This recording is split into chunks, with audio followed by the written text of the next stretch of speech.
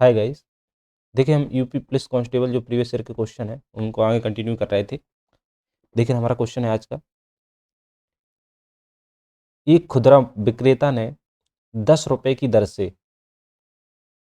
7 वस्तुएं 10 रुपए की दर से 7 वस्तुएं और 11 रुपए की दर से 9 वस्तुएं 15 रुपए की दर से 14 वस्तुएं खरीदी। ठीक है, तो प्रति वस्तु बिक्री मूल्य ज्ञात करो यदि माना जाता है कि औसत लागत मूल्य पर 20% लाभ होना चाहिए। तो देखिए हम समझ में आ रहा है कि इसके सबसे पहले हम क्या करेंगे, पहले सभी सभी का क्या निकाल लेंगे, सीपी निकाल लेंगे। ठीक है, सीपी क्या करेंगे, 10 रुपए की दर से, तो हमारी 10 रुपए की दर से कितनी वस्तुएं हैं, 7, प्लस 11 रुपए की दर से कितनी है, 9 वस्तुएं हैं। ठीक है, प्लस और 15 रुपए की दर से कितनी है, 14। ठीक है, तो इसका ये हो जाएगा हमारा 70, प्लस 11 से 99, प्लस 14×5 = 70, 0 और 14, तो ये हो जाएगा हमारा 21, 210। तो ये टोटल हम इसका योग करेंगे तो कितना आ जाएगा, 2, 10, 99 और ये हो जाएगा हमारा 70। ठीक है, तो 9 + 7 ये हो जाएगा 3, तो 379 हमारा क्या हो जाएगा, ये टोटल सीपी होगी। यहाँ से हमें सीपी प्राप्त हुई। अब हम क्या कराएंगे, देखो यदि माना जाता है कि औसत लागत मूल्य पर 20% का लाभ हो रहा है, तो इस पर लाभ हो रहा है तो हमारा एसपी निकाल लेंगे हम। तो एसपी बराबर हो जाएगा सीपी, यहाँ सीपी लिखेंगे 100 plus profit upon 100, profit percent upon 100। तो हम क्या करेंगे, सीपी हमें पता है 379 इंटू 100 मतलब 120 अपॉन 100, इससे हमने काट दिया तो ये आ गया हमारा कितना, 379 मल्टीप्लाई करोगे तो ये आ जाएगा हमारा 12 और नंबर 108, 10, 84 और 94, तो 5 और 9, 36। ठीक है, 36 और 40 और 45, तो 45, 48 आ जाएगा। ये कितना आ जाएगा, 45, 48/10, 10 से डिवाइड हो रहा। अब इसमें देखो हमारे ये हमारा मूल्य है इतना। ठीक है, एसपी बताना था हमें कि लाग इसका क्या करो, बिक्री मूल्य ज्ञात कीजिए, हमें एसपी ज्ञात करना था।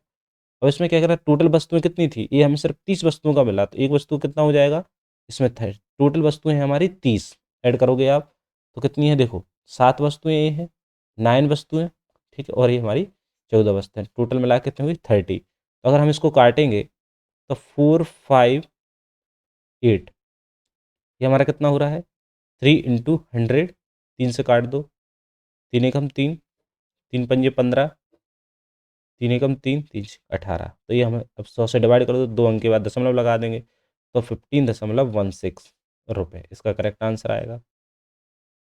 तो 15.16 रुपये करेक्ट आंसर है। नेक्स्ट क्वेश्चन पे आते हैं। देखिए ए और बी ए और बी 12 दिनों में एक काम पूरा कर सकते हैं, बी और सी वही काम 16 दिनों में पूरा कर सकते हैं, ए और सी वही काम 24 दिनों में पूरा कर सकते हैं, तो वे तीनों मिलकर वह काम कितने दिनों में पूरा करेंगे। तो देखो हमें इसमें दिया है ए प्लस बी मिलकर कितना काम कर रहा है, ये 12 दिनों में एक काम। ठीक है, इसके बाद बी प्लस सी वही काम कब कर रहा है, 16 दिनों में कर रहा है। ठीक है, और ए प्लस सी 24 दिनों में। ठीक है, तो ये कितना हो जाएगा, 48। अब इसके द्वारा देखो काम कितना हो जाएगा, ए प्लस बी द्वारा हो जाएगा, काम करेगा ये 4 काम करेगा। ठीक है, ए 3 काम करेगा और 24 3 24 24 दूनी 48। ठीक है, तो इन सभी को मिला के कितना काम हो जाएगा, 2a plus b plus b plus c plus a plus c बराबर हो जाएगा कितना, 4 3 7 7 2 9। तो यहाँ से हमें सॉरी यहाँ 2 नहीं आएगा, टोटल हो जाएगा ये सभी को जोड़ने के बाद 2a plus 2b plus 2c बराबर हो गया 7। तो यहाँ से हम 2 कॉमन निकाल लेंगे तो a plus b plus c बराबर कितना हो जाएगा, 7। तो यहाँ से हमें a प्लस बी प्लस सी के द्वारा कितना कार्य हो गया, तीनों के द्वारा 7/2 कार्य करते हैं। ठीक है, इनके द्वारा एक दिन का कार्य है इनका एक। ठीक है, अब क्या करेंगे हम इसका, तो तीनों द्वारा किया गया पूरा कितने दिनों में पूरा करेंगे, तो हम देखो 48 बटे तीनों के द्वारा 9/2 का हम डिवाइड करेंगे तो ये हो जाएगा 48/9 इंटू 2। ठीक है, काट दो इसे, 3 एकम 3 त्रिका 9, 3 एकम 3 सी 18, 32/3। तो 32 को 3 से डिवाइड करेंगे तो इसका हमारा कितना आ जाएगा, 3 एकम 3 जीरो, 3 छः 18, तो 20, तो ये हमारा आ जा रहा 7। ठीक है, तो हमारा ये वाला करेक्ट आंसर है हमारा इसका पूर्व वाला। नेक्स्ट क्वेश्चन पे आते हैं। देखिए, एक आदमी 5 घंटे में एक यात्रा पूरी करता है। ठीक है,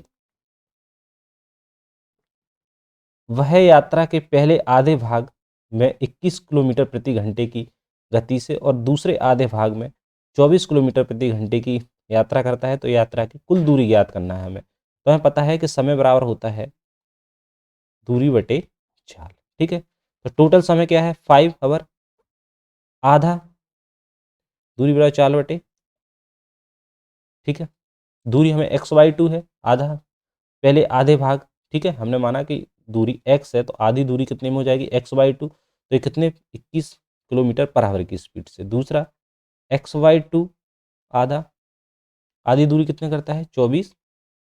ठीक है, अगर हम इनका एलसीएम लेंगे, देखिए इनका हम एलसीएम लेते हैं तो इसका आ जाएगा 21 और 24 का आ जाएगा 168। 21 और 24 का एलसीएम लोगे आप तो इसका आ जाएगा 168। कितना आएगा 168। कितने बार जाएगा ए 8 बार, यहाँ से 8, तो हम यहाँ 8 का मल्टीप्लाई, ठीक है, प्लस, ठीक है, यहाँ हो गया। अब क्या करें, इसका एलसीएम लेंगे 24, तो कितनी बार जाएगा 7 बार, 7 चौको 28, तो यहाँ हो जाएगा हमारा 7। ठीक है, तो हम इसको लिख सकते हैं 8x प्लस 7x, और नीचे जो y2 है इसमें हमारा 2 हो जाएगा नीचे। ठीक है, तो ये 5, अगर 5 को हम यहाँ ले जाएंगे तो ये 10 बना देगा, 10 और ये 68 इसको भी। ठीक है, तो ये हो गया 7 दूनी 14 मतलब 15x। ठीक है, अब देखो यहाँ 1680 बराबर 15x, तो हमें x का मान निकालेंगे तो x बराबर हो जाएगा 1680/50। देखो, ठीक है, तो कितना आएगा ये 15 एकम 15, 15 एकम 15 और 15 दूनी 30, तो 112 हमारे कितनी आ रही 112 डिस्टेंस आ रही, 112 किलोमीटर इसका करेक्ट आंसर है। तो 112 किलोमीटर। नेक्स्ट क्वेश्चन पे आते हैं। देखिए, दो रेलगाड़ियों की गति का अनुपात कितना है 5:6 है। दूसरी रेलगाड़ी 5 घंटे में 450 किलोमीटर की दूरी तय करती है। तो पहली रेलगाड़ी की गति बताना है। तो हमें पता है स्पीड में रेशियो कितना दिया गया है S1:S2, कितना है इनका रेशियो 5:6। तो अब हमें देखो दोनों की रेलगाड़ियों का हमें चाल पता है, इनका रेशियो पता है। अब हम क्या करेंगे, पहले हम इसमें दी है दूसरी रेलगाड़ी की इतना समय दिया है, इतना किलोमीटर दिया है, तो हम स्पीड निकालेंगे दूसरी रेलगाड़ी की। तो दूसरी रेलगाड़ी की स्पीड कितनी हो जाएगी 450 बटे, क्योंकि चाल बराबर दूरी बटे समय 90 आ जाएगी। तो 90 देखो 90 इसके बराबर में हो जाएगी 90 वैल्यू, क्योंकि ये चाल दी है हमें। तो 90 तो कितना गुना है इससे 6 कम 6 और कितना 5, 15 6, जब ये 15 गुना है तो ये भी 15 गुना हो जाएगी इंटू 15, तो 15 5 75। तो हमें ए वाली निकालनी थी पहली रेलगाड़ी की गति, तो कितनी आ जाएगी 75 किलोमीटर। ठीक है, नेक्स्ट क्वेश्चन पे आते हैं। देखिए, एक आयताकार भूखंड की लंबाई इसकी चौड़ाई से तिगुनी है। भूखंड का क्षेत्रफल इतना दिया है हमें, भूखंड का परिमाप ज्ञात कीजिए। तो हमें पता है भूखंड में कौन सा आयताकार है, तो हमने बोला आयताकार एल कितने, लंबाई किसके गुना है चौड़ाई के कितना गुना है 3 गुना है, तो हमें ये है। तो एल बराबर हो जाएगा 3v। भूखंड का क्षेत्रफल क्या होता है, तो एल इंटू वी, आयत का क्षेत्रफल हो जाएगा, ये हमें दिया है कितना है 768। तो एल, एल की जगह हमें 3v रखना है, तो 3v इंटू बी 68, तो यहाँ से हो जाएगा बी स्क्वायर बराबर 3 से काट दो इसे 768/3, तो 3 दूनी 6, 3 पंजे 15, 3 छिंग 18, 256। तो यहाँ बी स्क्वायर बराबर हो गया 256। तो बी का मान आएगा यहाँ हमारा अंडर रूट आ जाएगा 256, तो यहाँ से बी का मान आ रहा हमारा 16, बी का मान हमारा 16 हो गया, और यहाँ रख देंगे हम मान। तो एल का मान मिल जाएगा हमें 3 गुणा 16, 16 दो 48। ठीक है, तो एल का हमारा मान कितना हो गया हमारा 48। आयत का परिमाप क्या होता है, तो आयत का परिमाप हो जाएगा 2l प्लस वी। तो 2l कितनी है हमारी लंबाई 48 प्लस बी कितना है 16, 8 6 14, 5 1 6 64, 64 दूनी 128, 128 मीटर इसका करेक्ट आंसर है। ठीक है, नेक्स्ट क्वेश्चन पे आते हैं। देखिए, 3 अंकों की एक संख्या ABC है जिसमें A 100वें स्थान पर और B कितने हैं 10वें स्थान पर तथा C क्या है इकाई के स्थान पर। इस संख्या को ABC के रूप में पुनः लिखा गया तथा इसे क्या है 7, 11, 13 के लघुत्तम समवर्त से विभाजित किया जाता है। तो देखो एक संख्या हमारी ये संख्या दी गई है ABC एक संख्या है, ठीक है। तो ए कितने पर है देखो, ए कौन से स्थान पर बोला 100वें स्थान पर, इकाई दहाई तो 2, ठीक है। बी कौन से है, बी दहाई के स्थान पर है प्लस सी इकाई के स्थान पर है, क्लियर है। तो ए हम इसको लिख सकते हैं देखो, तो यहाँ से हमें पता चल रहा है, ठीक है। तो ऐसे हम इसका लिखेंगे वैल्यू देखो, तो इसको हम लिख सकते हैं a into 100 plus b into 10 plus c, ठीक है। इसको ऐसे लिख सकते हैं, तो हम इसको कैसे लिखेंगे ए बी सी, तो हमें देखो ए गुणा कैसे लिख सकते हैं 1 2 3 4 5, तो 1 2 3 4 5, ठीक। प्लेस वैल्यू टाइप से लिखना है। बी की प्लेस वैल्यू यहाँ से कितना है 1 2 3 4 4, तुम्हारा 1 2 3 4 0, ठीक है। और सी कितना हो जाएगा यहाँ से 3 0, ठीक है। फिर ए कितना हो जाएगा 100 प्लस बी कितना हो जाएगा 10 प्लस सी, इसको ऐसे ही लिख दो। देखो हम इसको ए इसके साथ हम ऐड करके लिखेंगे इसे, तो ये हो जाएगा हमारा ए मल्टीप्लाई 1 0 0 और यहाँ हो रहा है देखो ऐड करोगे तो ये हो जाएगा हमारा 1 0 0 प्लस वी इंटू, ठीक है। यहाँ देखो अब देखो बी को बी से ऐड करोगे इसे, ठीक है, इसके साथ ऐड करोगे तो कितना आ जाएगा 1 0 0 1 0, ठीक है। फिर सी के साथ ऐड करोगे इसे तो ये कितना आ जाएगा 1 0 0 1 1001 प्लस बस ABC, और यहाँ से नहीं कुछ गलत हो रहा, हाँ ठीक है ये आएगा, इतना हो गया। हमें यहाँ से ये वाला इतना पता चल गया, ठीक है। अब हम क्या बोल रहे हैं 7 11 और हमें ये संख्या पता चल गई, ये संख्या है। अब हमें क्या करना है 7 11 और 13 के किससे एलसीएम से इसे क्या करना है मल्टीप्लाई मतलब सॉरी विभाजित करना है हमें इसी संख्या को। तो हम क्या करेंगे 7 से काटेंगे 7 बार, इसका एलसीएम लेंगे 11 और 13, ठीक है। 7 से एक बार कट गया, फिर 11 से काटेंगे, फिर 1 आ जाएगा, फिर 13 से काटेंगे 1 1 1, इनका एलसीएम कितना आ जाएगा, तो एलसीएम आएगा 7 इंटू 11 इंटू 13, तो इसका एलसीएम आएगा 1001, ठीक है। अब इसको हम इससे डिवाइड कर रहे हैं, ठीक है, 1001 से इसको डिवाइड करेंगे हम, तो क्या होगा देखो ए इनमें कॉमन क्या आ रहा, तो हम देख रहे होंगे कि ए वाली चीज़ इसमें सभी में कॉमन मिल रही है 1001, तो हम 1001 को बाहर निकालेंगे, ठीक है। तो यहाँ हो जाएगा हमारा a into 100 plus b into 10 plus c upon 1001, a से कट जाएगा, तो हमारा ए किसका मान है, ए हमारा इसी का तो मान है, इसका मान, तो हम इसको लिख देंगे ABC लास्ट में। तो हमारा करेक्ट आंसर क्या है इसमें ABC। देखो इतना टाइम नहीं लगेगा इसमें, आप सॉल्व करोगे इससे सही से बिल्कुल जल्दी हो जाएगा। ये देखिए 5 अंकों की संख्या एक 247x8 संख्या 44 से विभाज्य कौन सा अंक x को प्रतिस्थापित कर सकता है। तो देखो हमारे पास ये वाला अंक है 247, ये संख्या है हमारी x और 8।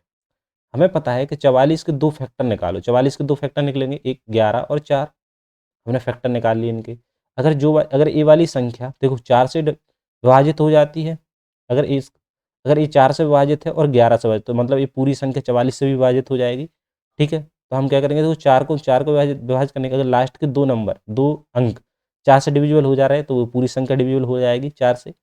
और अगर 11 से अगर ये पूरे अंक विभाजित हो जाते हैं तो देखो हमने क्या करना है 11 का रूल होता है इन दोनों को, ठीक है, अल्टरनेट वाले इनको नंबर को जोड़ लो, इसको घटा दो, तो 2 प्लस 7 प्लस 8 माइनस, और यहाँ कितना आ जाएगा 4 प्लस एक्स, इसके बराबर में या 0 होना चाहिए या 11 होना चाहिए, ठीक है। तो 8 और 10 हो जाए 17 माइनस के 4 माइनस एक्स बराबर यहाँ, अब देखो 0 लोगे तो इसका आंसर नहीं आएगा सही, यहाँ एक्स आ जाएगा 13 आएगा, तो इसमें हमने क्या लेंगे 11 ले रहे हैं, ठीक है। तो 17 और जो कि हमारे यहाँ आंसर है नहीं, तो अगर हम 0 लेते हैं यहाँ से तो कट जाएगा, 13 आएगा। तो x का मान 13 आ रहा है, 13 है नहीं तो हम यहाँ 11 लेंगे। तो 17 माइनस 4 कितना हो जाएगा, ये हो जाएगा हमारा 13 माइनस एक्स बराबर 11।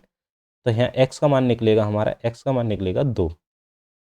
ठीक है, x का मान 2, तो मतलब यहाँ x का मान है 2। नेक्स्ट क्वेश्चन पे आते हैं, देखिए 256 के वर्गमूल और 16 के वर्गमूल का गुणनफल। तो 256 का वर्गमूल, 256 का वर्गमूल और 16 का वर्गमूल गुणनफल।